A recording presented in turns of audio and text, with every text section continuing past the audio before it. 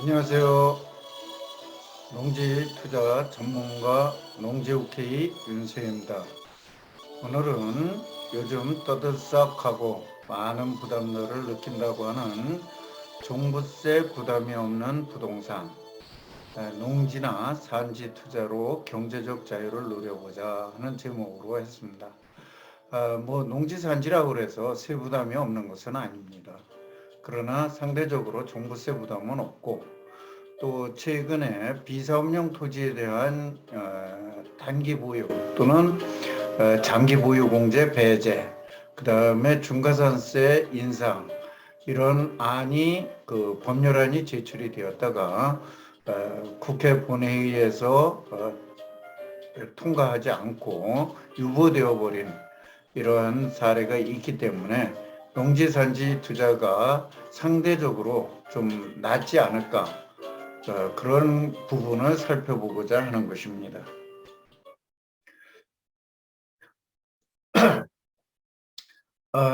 종부세 고지서를 받아들고서 현장에서 그 막상 그 받으신 분들이 보통 뭐 한 서너 배 정도 올랐다고 얘기들 하고, 언론이나 정부나 정치권에서 2%밖에 안 됐느니 뭐 전체 가구로 따지면 10%도 안 되느냐 하는 이야기들을 하고 있습니다.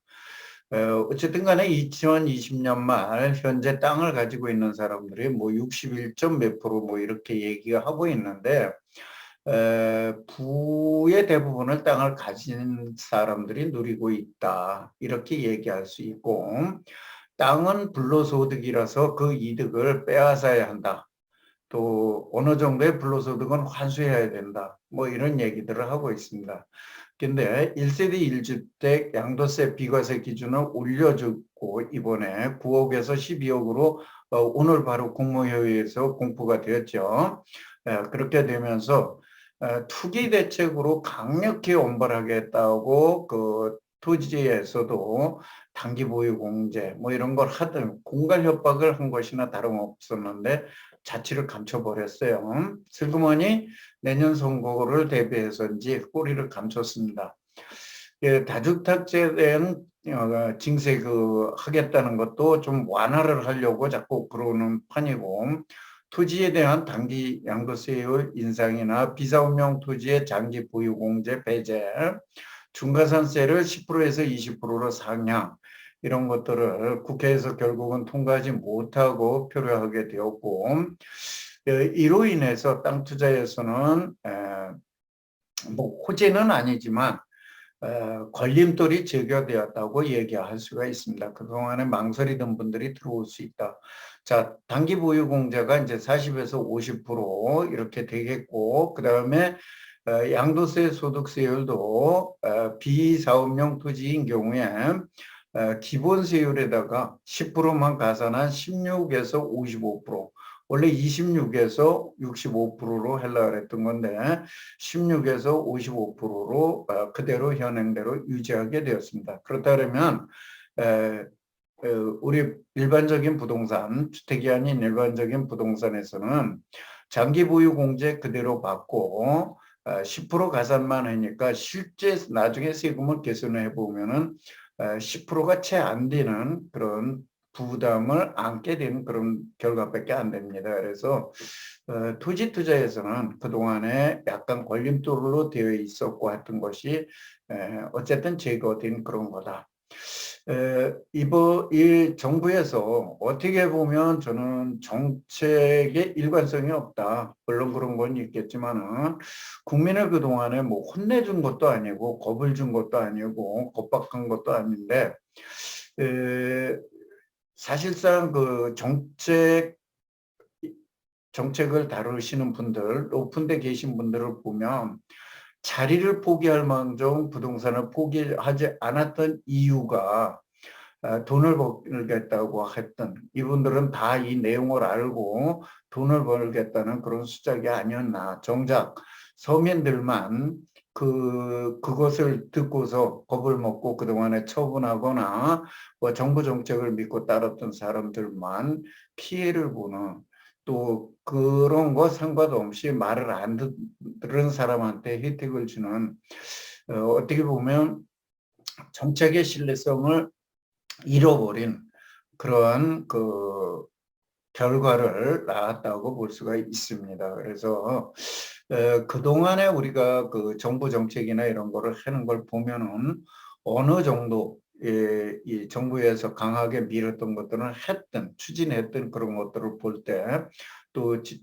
현재 정부 여당의 의원 숫자로 볼 때 당연히 되리라 하고 저나 또 많은 세무 전문가들이 많은 분들한테 가급적 비사업용 토지나 이런 것들은 금년도에 정리를 하는 것이 좋겠다 하는 것들을 많이 말씀을 드렸고 저 역시 굉장히 많이 말씀을 드렸었습니다. 그래서 제 얘기를 듣고 꼭 한 거는 아니겠지만 그런 판단을 하도록 어쨌든 말했던 그 부분에 있어서는 저 역시 죄송하게 생각하고 정말 뭐라고 말씀을 드릴 수 없을 정도로 미안하게 생각합니다.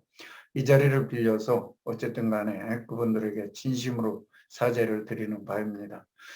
저 역시 뭐 이런 것들을 알고 한 건 아니고 그동안에 해왔던 우리 정책의 일관성 이런 걸로 봤을 때는 할 것이라고 보았기 때문에 저나 뭐 다른 세무사님들이나 그런 말씀들을 또 부동산 투자 전문가들이나 하지 않았을까 합니다. 어쨌든 뭐 고이든 아니든 간에 그로 인해서 불가피하게 손해를 봤거나 뭐 이러신 분들이 있다면 죄송하게 생각을 합니다. 저는 이번에 그 대책을 보면서도 또 한 번 부동산 투자에서 많은 걸 배우게 되었다. 뼈저리게 느꼈다고 얘기를 하는 것입니다. 가진 자는 못 당한다. 네, 물론 동서고금을 통틀어서 가진 자들이 세상을 지배해 왔습니다. 가진 자들은 버티면서 살 수 있지만 가지지 못한 사람들은 버틸 수가 없어서 항복하게 되고 마는 것이고 결국은 가진 자들이 승리로 귀결되는 것을 이번에도 뼈저리게 느꼈다. 그리고 세상을 이분법적으로 재단하고 규제하려 하지 말고 서로가 잘 살아갈 수 있는 방법을 좀 찾아가야 하지 않을까 하는 생각은 같습니다. 어쨌든 정부 정책에 반대로 하면 그것이 성공한다는 말이 시장에서 격언처럼 나오고 있는데 이번에도 여실하게 그것을 증명해 준 것이 아닌가 하는 생각을 하고 그런 상황을 지금 보면서 정말 씁쓸하기도 하고 우리나라 정부 정책을 얼마나 신뢰하고 우리가 따라야 하는가 하는 그런 마음이 듭니다. 그렇지만은 그동안에 어쨌든 땅 투자에 불안을 느꼈거나 불안감을 느꼈고 큰 부담을 가졌던 그 부분이 문제가 해결되었다는 데 있어서는 한편 안도의 숨을 쉬게 됩니다. 또 그로 인해서 또 투자의 길 또는 투자자들에게 다시 한번 도전해 볼 수 있는 길이 열리지 않았는가 하는 생각도 가져봅니다. 그래서 지금 가장 많이 얘기가 됐던 종합부동산세 부분을 살펴보자면 농지에서는 경작을 하고 있으면 기준시가 한 80억 정도까지는 대상이 아닙니다. 그 다음에 아까 앞에서 얘기했지만 단기세율 40에서 50%를 60에서 70%로 상향하려다가 유예되었고 그 다음에 양도세, 중과산세 10%에서 20% 하려다가 그거 역시 무산되었고 또 장기보유공제 6%에서 30%까지 받는 것이 역시나 무산되었고 이렇게 국회를 넘지 못해서 좌절되었기 때문에 이 땅 투자에서는 큰 걸림돌이 어쨌든 해소되었다. 그래서 앞으로 땅 투자에 참여를 해도 괜찮을 것 같다. 아니면 좋은 환경에 조성될 수밖에 없게 되었다. 그러니까 여기에 관심을 갖고 지금 설사 빨리 손절매를 하신 분들이 있다면 또 관심을 갖고 지켜보실 필요는 있다 하는 것입니다. 그 다음에 뭐 그런 분이 아니더라도 지금 돈을 가지신 분들은 한 번 더 이제는 땅 쪽에다 아파트나 이런 종합부동산 세가 많이 나오는 곳에 관심을 갖기보다는 안 나오는 이런 농지, 산지 이쪽에 많은 관심을 가져볼 필요가 있다 하는 것입니다. 그 다음에 이번 교훈을 계기로 정부 정책이나 여당을 너무 믿지 말고 그런 실수를 하지 않도록 잘 해보자 하는 것입니다.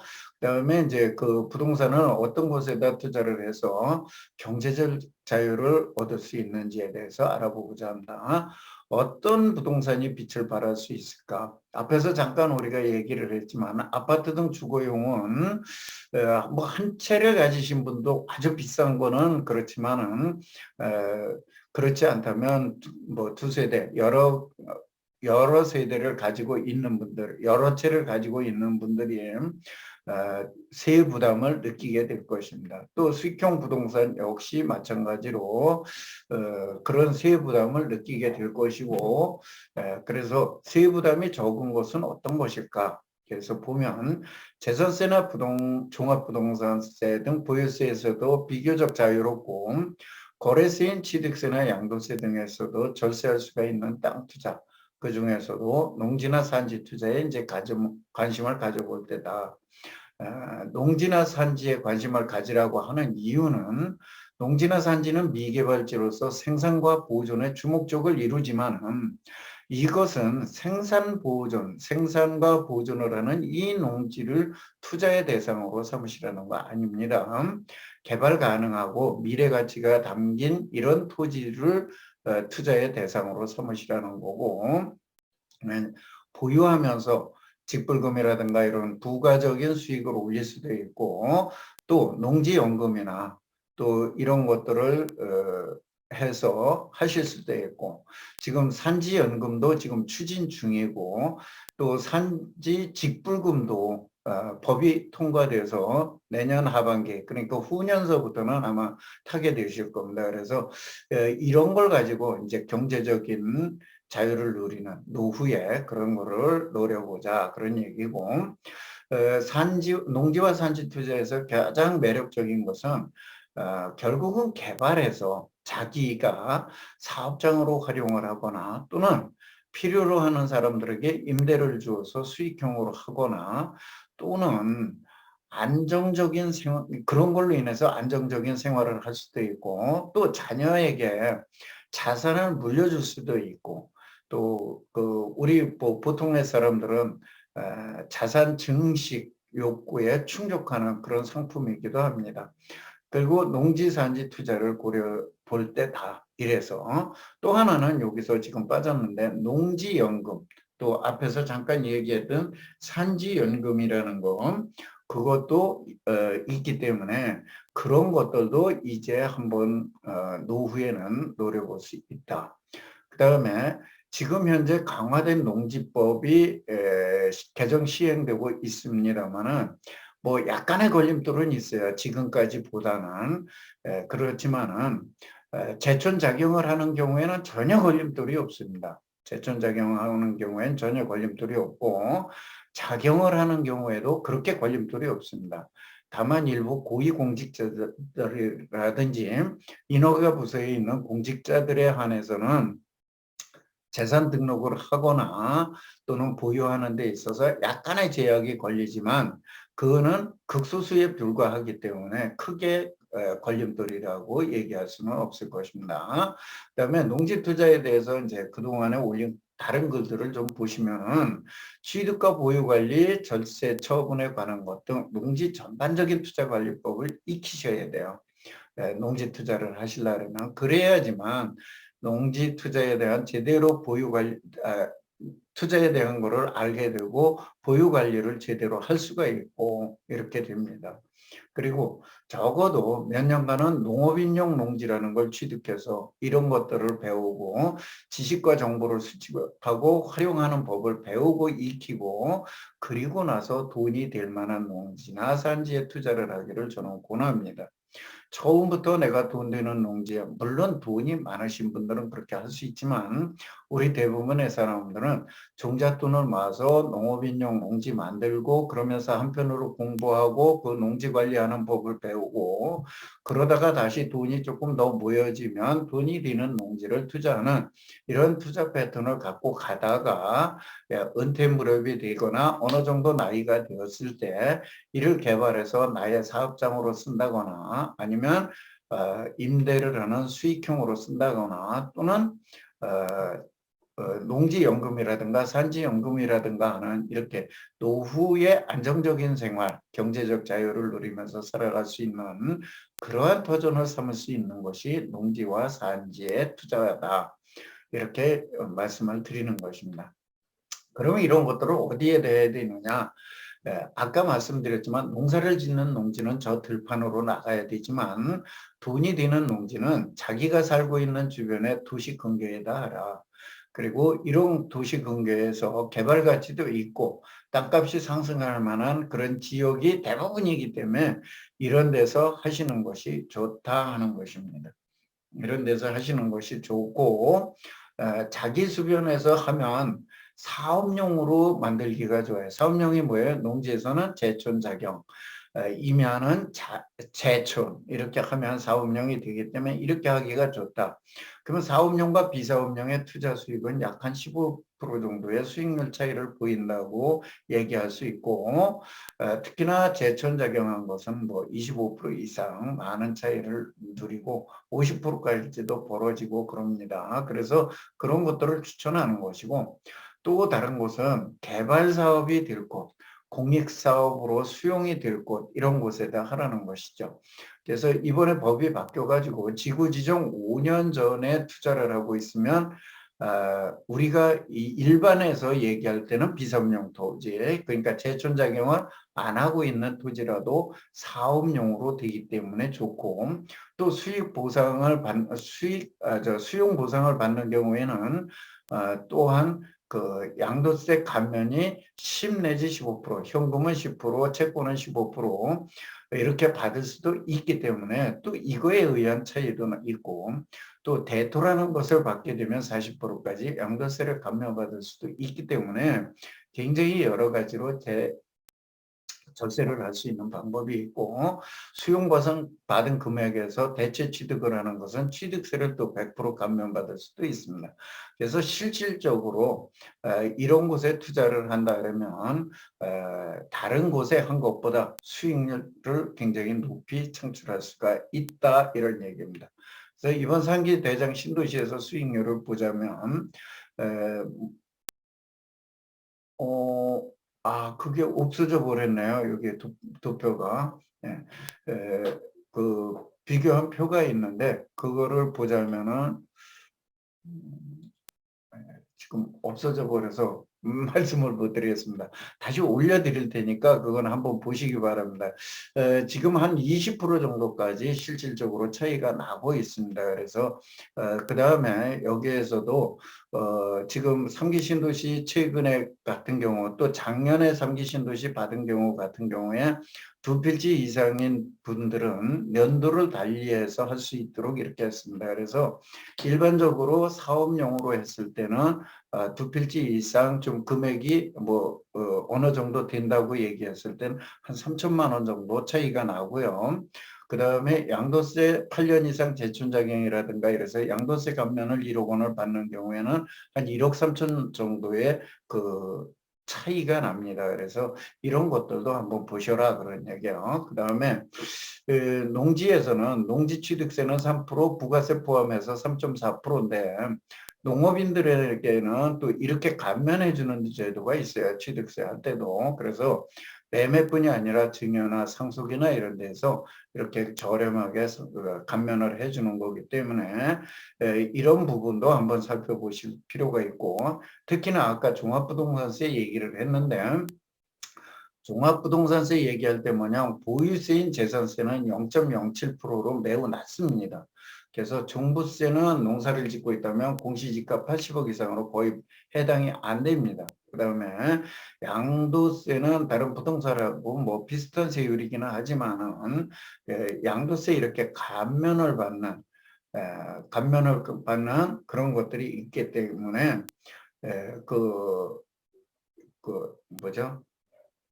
어, 굉장히 수익률이 높아진다. 영농자녀 증여세 역시 양도세 감면, 증여세 감면을 받는 게 있어가지고 굉장히 많은 그 차익이 납니다. 이게 조금 11억이 잘못됐네요. 한 5억 5천까지가 세금이 없습니다. 그 다음에 영농자녀 상속인 경우 15억 원까지는 상속세 공제가 됩니다. 이번에 법이 통과됐죠. 여태까지 있던 걸 15억으로다가 이제 늘어나가지고 15억까지 이제 양도세 저게 없다. 그래서 이제 그런 부분들을 한번 살펴보셔라. 증여세 부분에서도. 그래서 지금 여기에서 제가 요건 양도세 세율이고 증여세와 상속세에 대한 세율은 여기다가 올려드리지 않았습니다. 그렇게 많은 사례는 아니기 때문에 안 올려드렸고, 그래서 이렇게 세후 순수이익을 다 따져본다면 부동산의 자산가치 상승이 높은 농지 투자가 제격이다. 그래서 이번에 3기 신도시에 뭐 이런 데서 지금 특히 제가 있는 대장 신도시에서 보상이 나가는 바람에 최근에 상담을 거의 하루에 한 6, 7건 이 정도씩을 해보면서 보면은 이 제촌작용, 특히나 이 절세 부분이 얼마나 중요한지, 그 다음에 이 받는 요령이 얼마나 중요한지에 대한 거를 많이 느끼게 됩니다. 그래서 이런 것들을 보면서 어떻게 해야 될지 뭐 이런 것들을 한번 보시고, 특히나 아까 말씀드렸지만 농지법이 강화됐다 그래서 굉장히 어렵게 생각들을 하시는데, 재촌작용이나 작용이나 하시는 분들은 별 영향이 없으니까 농지 투자에 관심을 가지시기 바랍니다. 재촌작용은 뭐 내가 살고 있는 주변에서 하면 되니까 웬만하면 하실 수 있고, 특히나 작용이라고 하는 것은 웬만한 분들이면 다 하실 수 있는 부분입니다. 그러니까 그 부분에 너무 어렵게 생각하지 마시고 자기가 살고 있는 도시 주변에서 개발 가치가 있거나 또는 개발 수용으로다가 개발이 될 만한 지역에 그런 데다가 투자를 한다 그러면 농지가 됐든 산지가 됐든 투자 가치가 다른 부동산에 비해서 굉장히 높다는 거. 제가 앞에서 다른 데에서 설명드릴 때 주거지역, 상업지역, 공업지역, 그 다음에 녹지지역, 개발제한구역 이런 데에 한번 공시지가나 땅값 비교를 한번 땅값 상승률에 대한 비교를 한번 보시라고 그랬습니다. 일반적인 것에 2배 내지 3배 정도가 올라가는 것이 이 땅들입니다. 그러니까 향후에 더 관심을 가지시고, 남들은 지금 농지법이 강화됐다 그래서 관심을 안 갖는데 제가 내용을 꼼꼼히 살펴보면 그렇게 어려운 점 없습니다. 그렇게 걸림돌이 없습니다. 그러니까 남들이 관심을 안 갖는 이런 시기에 저의 이 유튜브 방송을 보신 분들은 투자의 기회로 삼고 이거를 가지고 아까 말씀드린 대로 나중에 노후쯤 가셔가지고 나의 자산형, 나의 사업장으로 만들거나 또는 나의 월세가 들어오는 수익형으로 임대 수익형으로 만드시거나 아니면 농지연금이나 산지연금을 통해서 안정적인 수입을 확보하시거나 하는 노후 자산형의 그 수익형으로다가 여러분이 만들어 가실 수 있는 것이 농지 산지니까 이쪽 투자에 이제 관심을 바짝 가져보시기 바랍니다. 그리고 지금은 부동산 시장이 거의 꼭지입니다. 그래서 앞으로 경기가 조금 나빠질 것으로 보여지고 관심들이 멀어질 것입니다. 그러나 우리나라 부동산이 아니라 우리나라의 개발 계획, 미래 계획, 20년의 계획이 지금 쏟아져 나오고 있습니다. 이 쏟아져 나오고 있는 이 시기에 앞으로 20년 동안 우리나라가 어떻게 발전할지에 대한 이 계획을 보면서 미개발지인 또 가치 상승 가치가 무궁무진한 농지나 산지 등 미개발 지역에 관심을 가지시기 바랍니다. 특히 도시의 외곽 지역 또는 내부의 그 빈 땅들에 관심을 많이 가지시기를 바라고 여러분들이 모두 성공 투자하시기를 바라겠습니다. 감사합니다.